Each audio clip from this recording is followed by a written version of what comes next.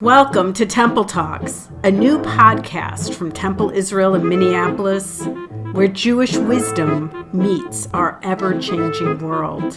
Join us as we talk with our favorite partners and thought leaders from around town and around the world. We hope these talks will inspire you, challenge you, and give us all new ideas about Judaism, religious life, and social justice. I'm Rabbi Klein. Rabbi Hartman. Rabbi Moss. Cantor Abelson. Rabbi Glazer. And I'm Rabbi Zimmerman. And we are thrilled that my first conversation is with Reverend DeWayne Davis, the current, for just a few more days, pastor of all God's children in Minneapolis, and soon to be the leading clergy Reverend pastor of Plymouth Congregational Church at the end of December. And it is, for me, such an honor to welcome this conversation because I have been in relationship with all of the ministers of Plymouth Congregational Church for over 20 years and really 30 years if you count from when I came as a young rabbi, but more so as I became the senior rabbi of Temple Israel and in 2001. And so you are, I'm just so excited for you to be part of Plymouth Congregational and so excited beyond words that they will have you as their leading minister and pastor, because that really will be the ability for that congregation to not only heal, but to really thrive in the 21st century. So my first question for you is to just I love your personal story, and you have told it in so many ways and so many times, but that to me is sort of the place I always like to begin, is sort of the person and how you got to being, lead minister in progressive churches. And so I just want to hear this story. That is, I will try to make this story, succinct, but substantive. I am the 15th child of a Pentecostal minister and his wife, a missionary in the Churches of God in Christ. Those who don't know Church of God in Christ is probably the largest Black Pentecostal denomination in the United States, probably the world, I think it would be. And I grew up in Mississippi. I was born in Indianola, Mississippi, which is in the heart of the Delta region of Mississippi. And for those who don't know, that is also the largest concentration of African Americans and descendants of the enslaved of Mississippi. So the largest concentration of Black people are in the Delta region. I grew up, like I said, the youngest of 15. By the time I was born, my father started off as started his life off, their life up as a sharecropper.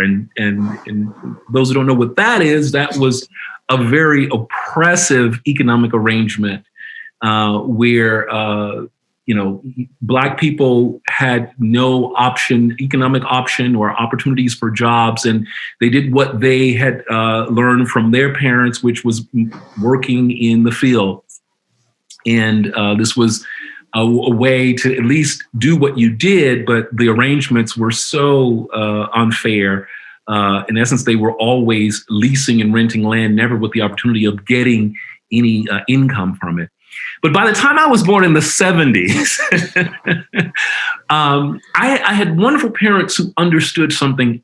They always knew and understood, even though they themselves had a roundabout way of getting not only their careers and their education, that education was the key. And so I never knew anything other than the idea that, one, education was how you could make a way for yourself in a world that didn't have an obvious path for you, but also that I was there was nothing wrong, different, or strange about who I was as a Black person. And so as I got older, I everything that seemed so natural to me was very sort of jarring for other people. In essence, I walked like I belonged in the world. And for some people, that was strange and off-putting that a kid growing up in the Mississippi Delta should feel as if he could do anything and be anything. But that's what they did. And I don't know if that was intentional or if it was instinct or the drive, but they sent all 15 kids to college. Wow. And I think about 7 of us have advanced degrees, and we're all scattered throughout the United States doing our thing. But another thing that I think much to the chagrin of my parents, they really nurtured the idea to me to ask questions and to find my voice. And that held me in good stead when I had to confront them about my disagreements with the Pentecostal tradition and how I could not be a part of it. And when I came out to them as a gay man, the real challenge that was for them. But that's how they raised me, to speak up for myself, to make my way in the world. But it all came in full circle, because when I left Pentecostalism, I left the church. I was like, I don't want to have anything to do with the church. They don't need me. I don't need it. And I went off to college in Washington, D.C., got into politics, and thought, church, no, don't need it. I have everything that I need, and I would never. But it's so interesting how your path takes you. I was at my most successful in Washington, D.C. I had hit all of the benchmarks of working in politics, ended up in lobbying. I was the most successful, making the most money of my life. And I had this real just call and drive to reconnect with faith. And although I didn't go back to anything like Pentecostalism and went into sort of exploring progressive theology and pursuing social justice in that way, it was enough for my parents. I think the idea of just, so I think one of my father has since passed away, but I think there's a little breathing more easily in my family that whatever I'm doing, I'm part of a community of faith, and that brings them great comfort. Wow. Wow. That's a story. And so you came to Minneapolis, again, another story that I just would love for you to tell about moving to the North Side and Yes. and what you met in people's attitudes, and then the reality of that neighborhood that has become your own. Yeah. So I was working for the Episcopal Church in Washington, D.C. I was ordained in Metropolitan Community Churches. Metropolitan Community Churches is a young denomination founded in 1968 with a special ministry to LGBTQ people.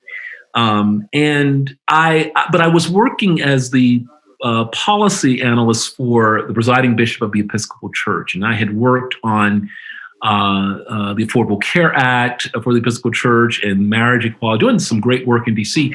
And I told MCC that I wanted to go in pastoral ministry. I wanted to go into a parish. And so a lot of talking, and I ended up having conversations with all God's children in Minneapolis, which, by the way, I will admit, and I tell them all the time, I was like, there is no way that I will end up in Minneapolis. That's what I told myself. And largely because if all God's children had called me, it would be the first time they had an African-American pastor. Also, the first time they would go with someone who didn't sort of come from the tradition of Lutheranism and Midwest and that kind of thing. But anyway, but one of the things I decided when I went into ministry, a lot of what I began to really think about are things like a theology of relinquishment. How do you not reinforce the status quo of power arrangements and the way things work? And so one of the things that calls me to do is the places where you live, the people that you talk to, how do you give yourself a chance to know and hear what's really going on? And a part of that was a reaction to how much of a rarefied world I lived in Washington, D.C. My husband and I became lobbyists, and that puts you in a certain type of category where you live and who you interact with. And I just felt that if I were going to speak to the real lived experience of people, I had to go back to what I grew up. I grew up in the poorest county in Mississippi, Sunflower County. And my father was a pastor of two churches. As I grew up, I grew up very privileged in the sense that I did not know poverty. I saw it. But it was only as I got older that I saw how my parents really lived and experienced it in their personal life. But when they got the advantages that others had, how they never separated or departed or distanced themselves. And so as I started to think about ministry, and I finally talked to all God's children about coming here, I told the realtor, they were asking me, where do you want to live? We were looking for a place to live. And one of the things I said, because I also knew that there were not many Black people in this area, but I said, well, where do Black people live? And the realtor, which was an odd question for him, and I think people rarely sort of are so open, asking that question. And so he said, well, there is north side of Minneapolis, and there is the Rondo neighborhood in St. Paul. And I said, since the church's address is in Minneapolis, so, well, look for me something in north side. And I didn't understand his reaction, but his reaction was sort of like, are you sure? And he wanted to tell me about my neighborhood without telling me or without being offensive. But then I don't quite remember what he said, but he said something like, you'd probably be more comfortable. And also because he knew who my realtor was in DC, he thought he had a certain. So he said, well, I would look here and I would look there. And I said, well, no, I said, it's fine. I want you to find me something in that neighborhood. And so he did, and we started looking at places. And I immediately understood. I mean, I knew where I was going, and we settled on a house. And he still was trying to figure out a way to tell me that this may not be the kind of neighborhood I wanted to stay in. And then what I heard, people from the congregation, some of the realtors there started asking me, are you sure, Pastor, this is what you want? And let me explain, or do you need to see and I kept saying, I understand. And I kept also trying to explain to them that, also I do understand what is going on. Earlier in my time in Washington, D.C., when I was at Howard in Washington, is where I went to school. That neighborhood is certainly a challenged neighborhood when I was going there in the 90s. So anyway, but that's what I started to see. But here's what really, Rabbi, what made me understand that I think I had made the right choice. When we started to move in, one of the neighbors came and said, "Are you the pastor?" And I said, "Yes." And so also finally I realized, Minneapolis is a small town because this whole neighborhood knows that a pastor has bought this house. She said, "Are you the pastor?" And she said, "Do you know what kind of neighborhood you're moving into?" And I said, I said, yes. And she said, oh, okay, I get it. You're going to rent this out. Oh. And I said, no. I said, I'm going to live here. And two things struck me by that exchange is one, how people have come to expect that you don't want to be their neighbor. That you know, that the world is set up and these are the types of people who will be my neighbor and these are the type of people who won't.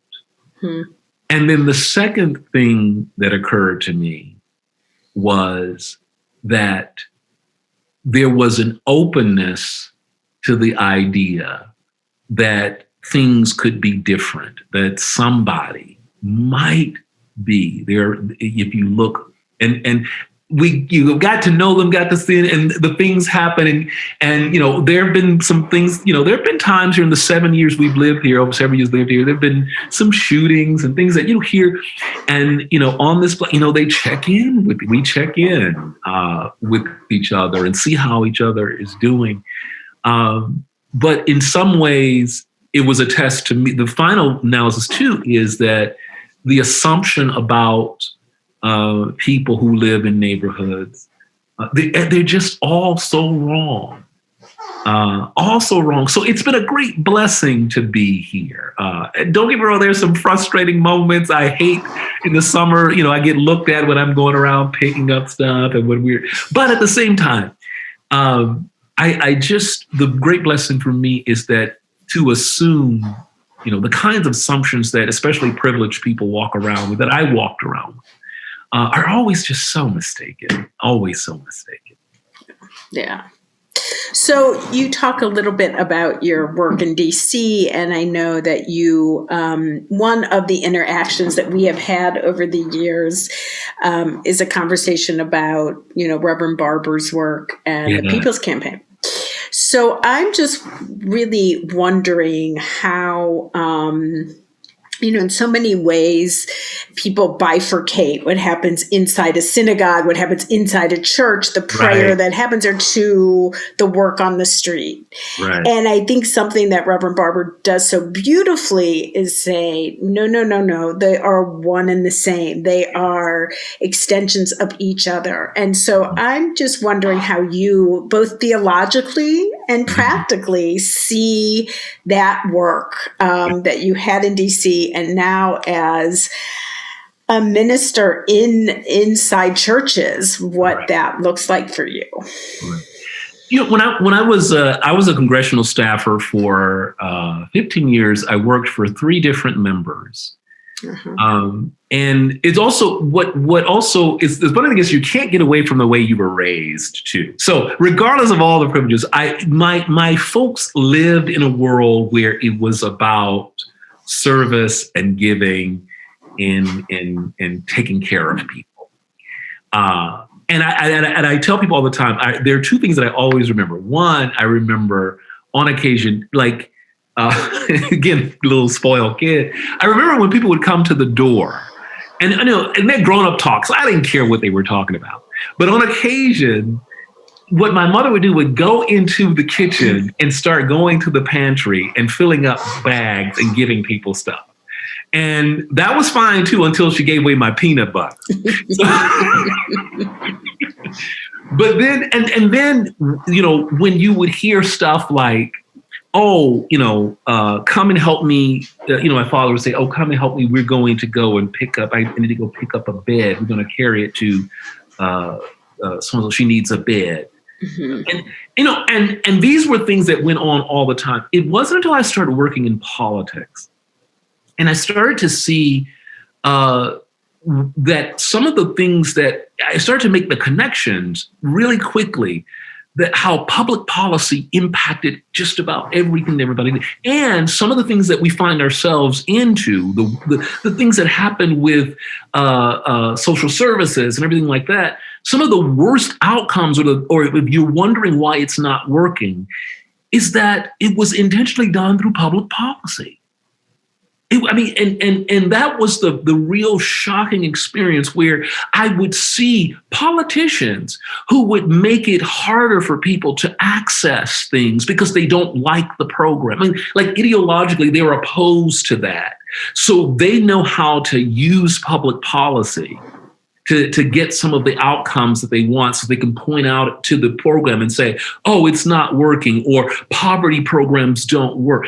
And that was the real learning experience when I was a staffer. And then what I thought, I said, okay, I'm going to use my skill to try to get at that. And so I started getting into strategy, how to do public policy, and make sure that I can get it, and how to, advise members of Congress on how to do it so I can get what we want out of it. And as I got more into it, unfortunately, I did get a little cynical. But then when I started to explore faith, one of the things that I found was a great freedom in what I saw in the biblical witness. The prophecies of Isaiah and Jeremiah are boy, did they fill me with a lot of energy. And I said, maybe where I could do something is especially with the knowledge of what I have, how it's done. Maybe then something about that I feel more comfortable doing, or feels more in my nature, is maybe I could speak with a prophetic edge instead of a pragmatic edge. And I had to learn over time that as a preacher, as a clergy person, as a public theologian, I don't have to be pragmatic. I get to say and name truths vividly. And so there was a moment there where it was real uncomfortable. How do I move from this place of political strategy and ideology and working rooms and compromising and all of that, and then get to this place? And I had to figure out my identity. There was a moment there when I was in those two worlds, and I didn't quite know, and I wasn't quite comfortable. And what I love about Reverend Barber, what really sort of hits me where I am really most excited, is that I don't have to compartmentalize it. I do get to name the truth and say it out loud. And I do get to get in there, and then I can say, okay, I know what it takes to get it done. I'll give you one other story. I work a lot with Bishop Yvette Flunder, who does a lot of work with queer Black people of faith, but also in HIV/AIDS in Oakland, California. And I was doing some work on HIV, and I was talking to her about some of my frustrations, and what she made me see was that, I got into a policy room, and I was getting back into the way that I used to operate as a congressional staffer. And she said something that really brought me back to myself. She said, "You're also a minister, a called minister. So sometimes you got to bring that into the room with you." And so that is the way that I sort of, it's not a neat compartmentalization by any stretch of the imagination, but I found myself also really having a real sense of what it is mine to do. And so there are times where, yes, I can go back to the best of that strategic kind of engagement with it. But boy, I love getting up and saying, thus saith the Lord, to just remind people that there's some things that are bigger than the pragmatism that got you into the room. Or that, as the theologian Stanley Hauerwas talks about, that I am not at all interested in privileging the politics of the world over the politics of the Bible, because the politics of the Bible doesn't look anything like this one. And so if you're having trouble understanding my politics, maybe you should go and read the book and see where I'm coming from. So I love that work. And here's what I also know, Rabbi, and it's from your tradition, and it's from the Christian tradition too, that the measures of success don't look like what the politics of our world tells us that they are. And those are days when I say, when you look at how people have changed their thoughts around LGBTQ people, or even Black Lives Matter in just a short amount of time that it began, that you can see some kind of change in how people talk or think. Sometimes we have to think about what the measure of success really is. It would be perhaps irresponsible of me not to talk about Jewish-Christian dialogue and just what your experience has been around that, what in this new role, the relationship with Temple, because I always say Temple's address is our mission and vision, not just geography. And so, we really take it seriously that we are in the city where most of our counterparts, other synagogues, have gone to the suburbs. I said, we don't need another synagogue in the suburbs. We have plenty of them there, and they should be well, but I am going to stay here as leadership has talked about. And so just the Jewish-Christian dialogue is a really interesting reality where we sit today. And then, I want another question just based in the events that happened this summer. But first, let's just stick with Jewish-Christian dialogue, your experience in it, your hopes and dreams, perhaps. Yeah. So my experience began really certainly when I worked on Capitol Hill. I had all of these relationships because I did, work that the Jewish community was interested in terms of public policy. And so, but when I started working for the Episcopal Church, I was joined at the hip with the staff at our Religious Action Center. Okay. So all the work. David, a good friend, Yeah. So very, very. We did all the work we did on climate change, on poverty, on the Affordable Care Act is with the Religious Action Center, and so that's where I really began to.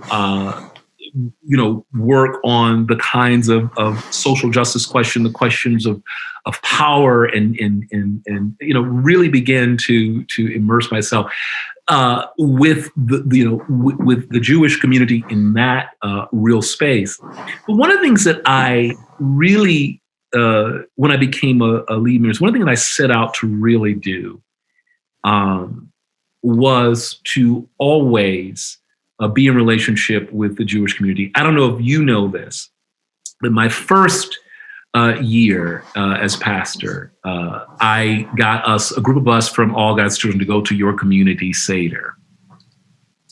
And I said, I really wanted to be intentional about helping my congregants understand. And because I also have a lot of people who come out of the evangelical tradition, and they come out of a tradition, and one of the things that they want a safe space to be who they are in terms of their sexuality and gender expression. But one of the things I always want to invite people in my ministry to do is that if you're questioning your tradition on that, then that's your invitation to question the theology, and you should always be questioning theology in that regard. So that you do not reinforce the kinds of things that oppressed you. You don't want to reinforce the stuff you freed yourself from. And so one of the things I wanted to do was that, there's some things in my Pentecostalism and evangelical that has just been just plain bad and wrong and misguided. in our conversation around Judaism and our Jewish siblings. And so I was going to be intentional about that at the very beginning. And also what I wanted to do, which, by the way, people loved and really resonated with that. But another thing that I wanted to do was intentionally use the pulpit and the sermon, my sermons, to challenge bad theology and received bad theology. And so during the Easter, Lent and Easter season, anytime that we read New Testament texts, there is always a full discussion of anti-Semitism and the use of these texts and how we need to read them and what we're not going to read. And the great blessing of that has been from members who didn't know and never got it, never heard anything like this said, was a real interest to go deeper.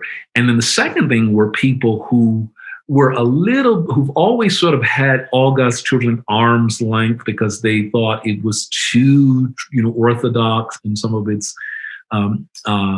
and by the way, that's a whole nother story because I'm not orthodox in that regard. But people who would come and say, "Oh my God, I am so glad that you are really naming the ways that we have, done damage and misread and read badly and poorly." And so that has been sort of the ongoing way that I wish, and again, I don't stop. I always problematize those readings.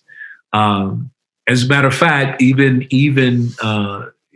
I take some liberty, which some people take issue with, that even when we are reading scripture, especially from the Gospel of John, the way that I change words, and some people have said, can you do it? And I joke, say, I can. We can have a whole debate about whether I should. But I'm going to take the privilege of this and the authority inherent in this position to do it. But I am happy to say that I have gotten no pushback, no challenge from anybody, and on the other hand, a real willingness to ask questions and engage and to say, yeah, I did it wrong. And so going forward, one of the things that another thing that I sort of forecast for people all the time, I don't know how not to do this work with people of all faith traditions, including my Muslim siblings and my siblings of no faith. One of the things that I have even so tried to get all God's children to understand too is that how some people, especially some religious traditions, have made atheism into an epithet. And I said, interestingly enough, sometimes atheism may just be a rejection of the theism that has been so horribly oppressive.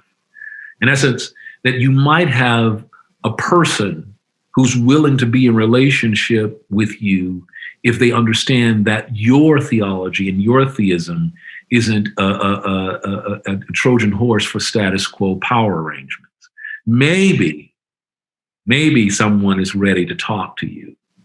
Well, what I would just say is that Michael O'Connell, who, when he was the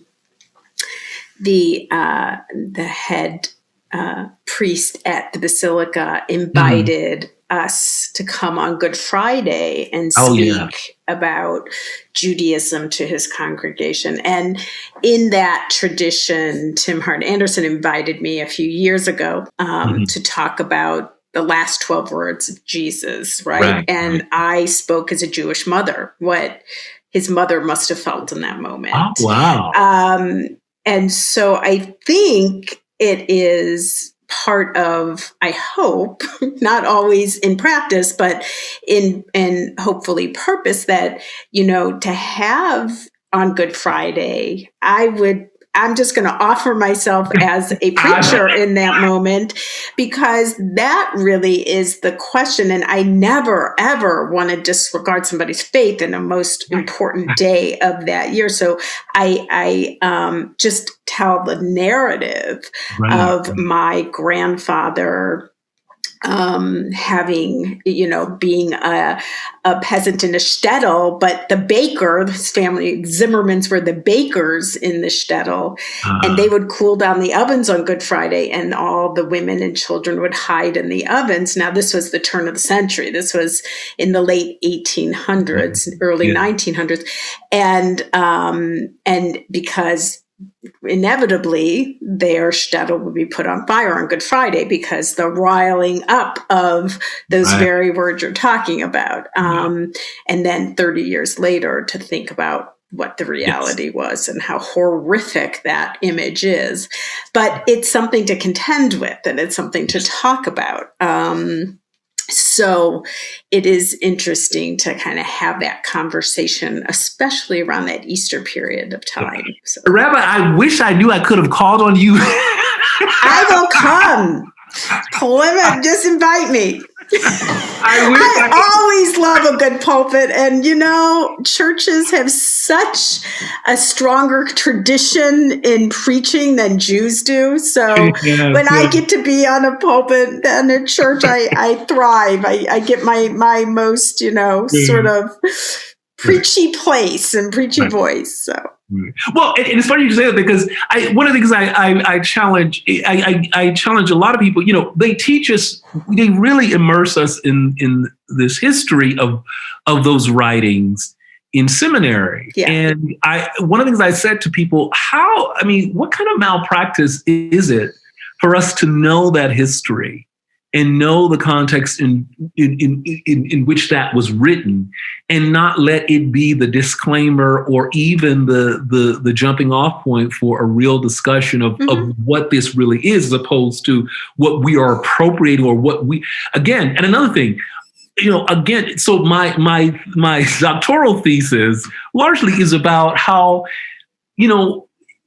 how often we privilege the tradition as if the tradition itself is not infected and inflected by our hatreds, our politics, all of the great theologians to whom the Christian theologians to whom they were products of a real mix of cultural, political behavior. And how do we assume that this received tradition comes to us all clean and unvarnished? So even the misunderstanding of the text, but also misunderstanding the tradition that we receive, because you just said it yourself, riling people up. That's a part of the tradition. And we've got to get that tradition to understand and say, wait a minute, that's not the part that I need to come and bring into this space. Well, and it is an interesting piece, right? So, even if you're looking at Jesus, the historic Jesus versus the theological perspective on Jesus as Christ. So, that is a place that's really an interesting piece. And John had a particular lens, right? He was so late that he needed to bifurcate. He needed to move away from where the earlier Gospels was a much more enmeshment of sort of followers of Jesus, but who were still Jewish, right? Exactly. And so it's such an interesting thing. And Jews do not get that at all. Like, they do not know the history. It's so interesting. It's so and so it's that kind of reality of speaking John's words, but giving the lens. Like, he needed to separate, just like religion does, right? Religion has both the inclusive part and the exclusive part, who we are and who we are not. And so how do we work with that? Because that is the power of religion in some ways. Right. That's to why wrestle I love with that. Yeah, I love the work of Amy Jill Levine. Because she does great work. I'm actually reading her latest book on how Jews and Christians read the same text. Which is a wonderful insight into this. You're hitting me where I love to live here, and the power of that is one of the things I've also been really concerned about for Christians is the great wisdom that we're missing out on from Jewish forebears. The great the things that could I think put a check on some of the worst instincts of Christianity. When I read just some of the Holiness Code work, I mean, boy, and in just terms of neighborliness and community and how to operationalize love of God and love of neighbor. It's amazing how when you look at, Western 21st century Western Christianity, it honestly, it reads almost as if capitalism organized a religion.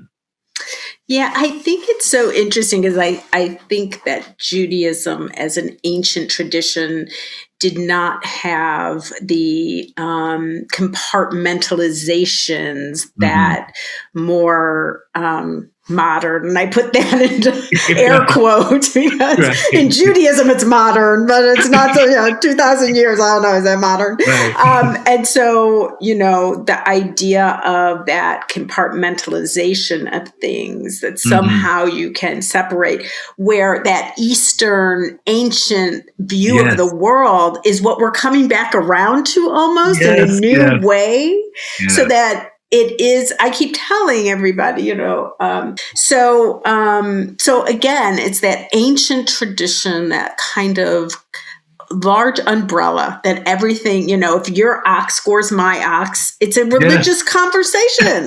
Yes. If you find my dog in the middle of the road, you have a responsibility. It's in the Talmud. It's in our sacred text. You don't get to just walk past it. And so for Judaism, I think it has, our master story, our story as it's called. Not a good word to use anymore, but our central story has so much wisdom for today's world, and I'm not sure it did in the 20th century in the same way, in the sense that the theology didn't really thrive in progressive circles. The community did, the organizations did, but now our theology is here to really teach us. And in COVID, I mean, more than ever, we need it. Yes. And it's like, and to see it disregarded, and he says, it just breaks my heart. It breaks my heart. It's interesting that you say it, Rabbi, because what I've been saying to people when people talked about the what's been going on with the people who voted for the current president, and people have been and talking about the cruelty that the cruelty has been sort of brought in. And I said to myself, but I think what is going on is that we are seeing the actual failure of church and communities of faith. Somewhere along the line, we have given in or forgotten that we were the check against a world that was in it for itself. Somehow we forgot to inculcate people with the idea of love and empathy. And so if people are running around saying, no, I don't want to be responsible for people who are poor, or I don't even want to help, I don't want to talk, or it's their fault. I mean, somewhere we have, even if you take, as you were talking about the early Gospels, even if you take those Gospels, much of the conversation about was how do you help people who are in material need? That's what it was about. That's what, if you follow the historical Jesus, every encounter was not about some otherworldly transformation. The first thing was food, need, healing. I mean, the things, material things, bodily things. And somehow we got to a place where that's not even part of the conversation now. It's like, it's... Or that's radical and it's political. It's political. And you're like, well, yeah, okay, then I am political. I'm not partisan because I don't want to be partisan. I really don't. Because they're both the same when it comes to this. We want everybody. But we just are. If that's what political is, that's what I've talked to a lot of people about lately. It's like I am political. I'm not partisan. That's what I say too. So it's, welcome to the world. Like, this isn't the worst it's ever been in the whole entire history of the... I mean, like, oh, please just stop. But it's like, it is horrible because it's our horrible. Totally get that. Right. But it's, so right, where I have said that, we are, we fight the society out there. The norms and acceptable behavior that is outside these doors is not acceptable inside these doors. The fact that you can step on anybody to get ahead is not the same place when we have a bat mitzvah of a child who's on the spectrum, who gets up there and speaks her mind and shows us that she loves Judaism and loves her congregation and her family. That's the values that we have here. She doesn't thrive out there. She doesn't thrive out there. She's not successful out there. Well, she is the number one success here, because I can tell you there wasn't a dry eye in that sanctuary when the 13-year-old who can do it all and does it perfect. There's no one's crying there. No tears are brought. It's beautiful that they're doing that, but they'll succeed out there too. Right. This is what today is here in our world. And so that's exactly what I love. That what you just said. That's what I have said here. I said I use the image of outpost of the reign of God, and that image is, if you go to a military base or an embassy an American embassy or an American military base anywhere in the world, when you cross the threshold, you are in, for all practical purposes, the United States.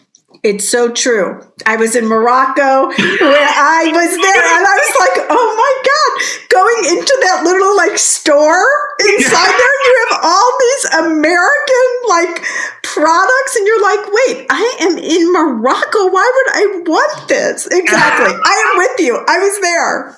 Right. So that's what I said the church should be. When someone crosses the threshold, they should say, oh my God, this is nothing like what I just left out. Yeah. Nothing like it. Yeah. It's nothing like it. So that's when someone walks in, they ought to say, this is nothing like the world. Yeah. That's how radical you should be in terms of embodying what we say we do. I always say we're social agitators, that's our role, is to agitate, to question what's out there. Yeah. No matter what political party is it, shame on us if we aren't doing that, no matter who the government is. Exactly. Shame on us. And I think, and that's what I say, the government should be nervous. You say that all the time. You do say. Should be nervous when we come into the room. But if you're not, and they're like, "Oh, we got this." Yeah, these are our friends. I think our influence and our effectiveness is probably limited.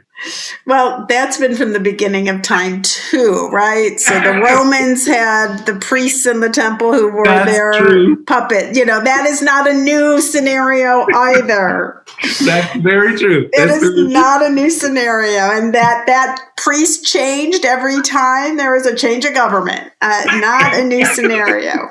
So, nothing. What does Ecclesiastes say? There is nothing new under the sun. So let's try and do our job in making that a false statement. So I guess before we conclude, I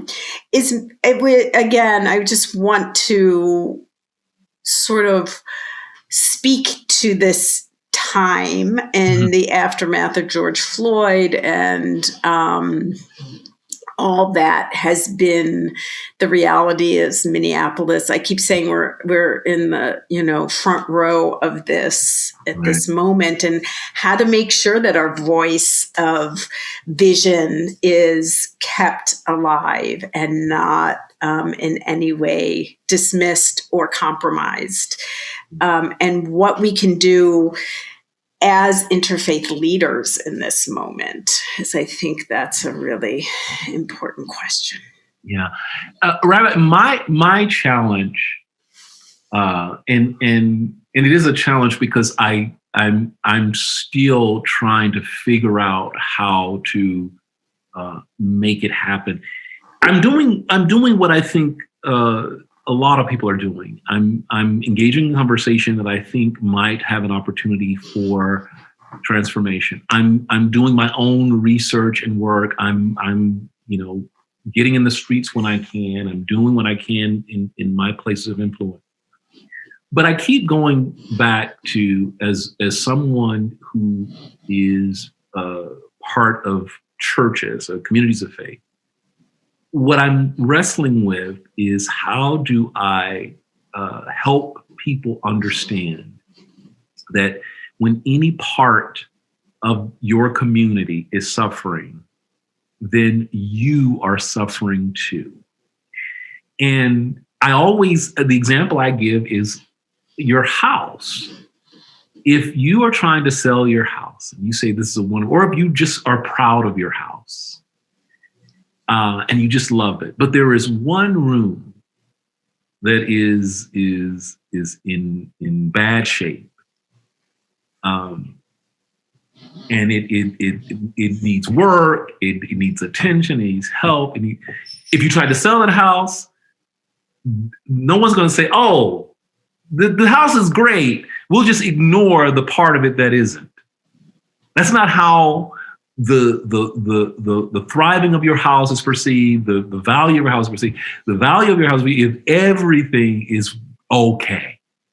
And so with what I've been trying to figure out, and I'm wrestling with it, I haven't gotten there, is how do I get all of the people in Minneapolis understand that the quality of their life and the prospects and promise of their experience is diminished when any part of it is not doing well. That's hard. And I'm trying, and it goes back to what we were talking about. How do I get the best of our traditions to get people to relook and rethink? How do I help people not see their faith as one other thing on the calendar for the week and the month, but something that is so integral to how they exist and engage and understand the world. It's a big question, but what I try to do with the ministry and the teaching and the preaching is to help people understand that part of what you have come to know as faith, what an essential part of it is having that empathy and that love and that neighborliness. That's the only counter, because then that will change how you see things. That will change.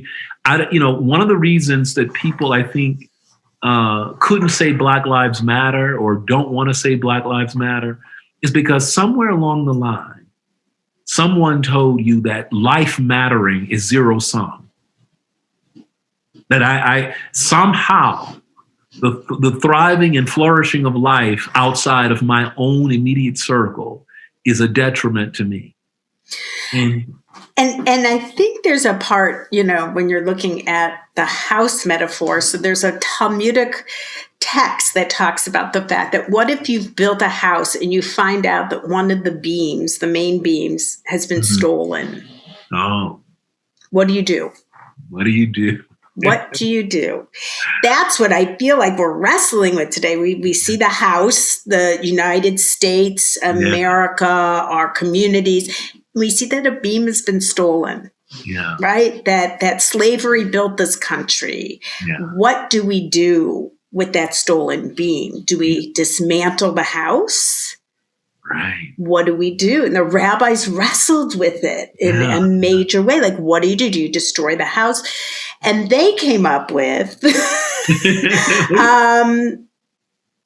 you go and you pay for the beam, right? You reconcile the beam. Like, dismantling the house isn't going, what are you going to do? You're going to hand a beam that is used, right? So that doesn't help. But you have to make it right. Justice has to prevail. And so you have to admit that is a stolen beam. The person who stole it or the people who stole it have to reconcile what that means to pay it back and to make retribution. And what does that look like? And the Jewish community, more than anyone, knows this. I mean, as the Holocaust and survivors of the Holocaust and all of that, we know this reality. And so so for me, it's wrestling with the really hard parts and leaning into them, being honest with them, and having a day. Because if you ignore that it's a stolen beam and you just continue to live in that house, I really believe the beam and the carpets and the walls know it. I really believe that it lives with you, whether you know it consciously or unconsciously. And if you don't confront it, it's never going to go away, but it will live unnoticed, but with great fervor and great power.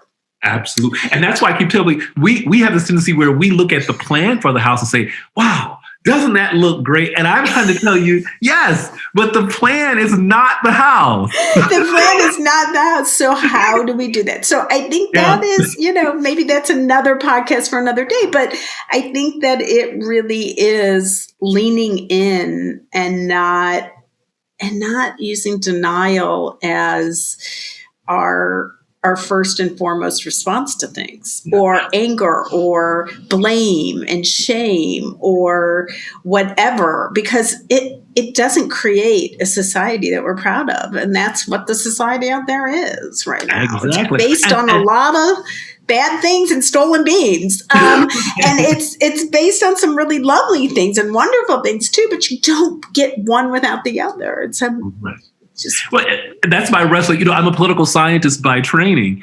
And one of the things I argue with a theorist all the time is that I'm not disputing with you that the promise and ideal of America is imaginative and creative and beautiful. My concern is that every time I tell you that the promise has not been lived up to, you just keep pointing me back to the ideal and the promise. You keep saying, but look at what I just told you. And so every time I tell you where we've fallen short, instead of saying, okay, how do I live up to the ideal and promise?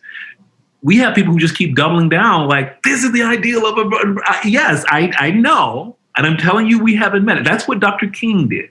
Dr. King was interested in radical Black citizenship.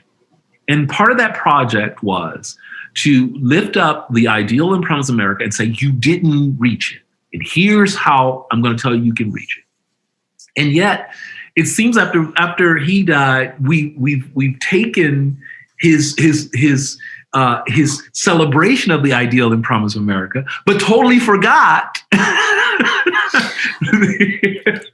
This is the part that I love about Judaism, is that it's deed that leads to creed rather than creed that leads to deed. Because creed that leads to deed, you have this ideal and supposedly it's supposed to get you to the deed. Exactly. But Judaism says, no, let's just do the deeds and it will lead you to that creed if the deeds add up. If they don't add up, you're not going to get to that creed. So I think I think we have to emphasize, and Christianity has that too. It in some ways has dismissed it because they saw it as something that they weren't. It was Jewish. It was something else. But maybe to lift that up in Christianity, again, the deed that leads to creed rather than a creed that leads to deed. I like that, Rabbi. You know I'm going to steal that. You steal that away. Go for it. It is yours to take. So thank you. I am so looking forward to our continued conversation, to you preaching from the Bima at Temple Israel. And I would love to be at Plymouth Congregational Church. Thank you. Thank you. Thank you so much. We hope you enjoyed this first episode of Temple Talks and look forward to many more, so please subscribe. We always welcome questions and comments, which can be addressed to tmoss@templeisrael.com, and we look forward to growing this podcast along with you. Tell your friends. All right, have a good one.